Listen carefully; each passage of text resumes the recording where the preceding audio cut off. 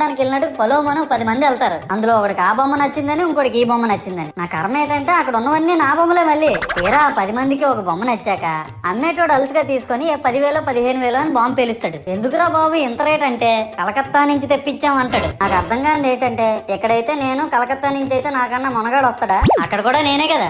ఇలా నన్ను బజార్లో పెట్టి బేరం ఆడి నా మొహానికి ముసుగేసి వ్యాన్ ఎక్కిస్తారు. ఆ వ్యాన్ డ్రైవర్ గాడు నేనున్నానని కూడా చూడకుండా ఏదో ఆలోచించుకుంటూ డ్రైవ్ చేస్తా గతకల్లో గబ్బి గుబ్బి మని తించేసి నా కాల్లో చెయ్యి ఎరగొట్టేస్తాడు. ఈ విషయం చందాలు ఇచ్చిన చిన్నోళ్ళకి తెలిస్తే మళ్ళీ ఇరిగిపోయిన బొమ్మ పెట్టకూడదని ఏ బొమ్మ రాసి కవర్ చేసేస్తాడు. సరేలే జరిగిందేదో జరిగింది, నా భక్తులే కదా, కూల్ బ్రో అని చిల్లయ్యే లోపు నన్ను పందిర్లో పెట్టి ముసుగు తీసి నాకన్నా పొడుగుండే సౌండ్ బాక్సులు 2 నా చెవులు పక్కన పెట్టి డీజే గణేష్ బ్రో అని చెప్పి నా పాటలను కోని చేస్తారు. సరేలే పిల్లలు కదా, ఇప్పుడు కాకపోతే ఎప్పుడు ఎంజాయ్ చేస్తారు, కాసేపట్లో పూజ స్టార్ట్ చేస్తారని వెయిట్ చేస్తా ఉంటే ఆ 5 రూపాయల వ్రతకల్పన బుక్ చూస్తే అది ఎక్కడ లేని కోపం వస్తుంది. ఏరా నాకు అర్థం కాదు, ఎన్ని సంవత్సరాల నుంచి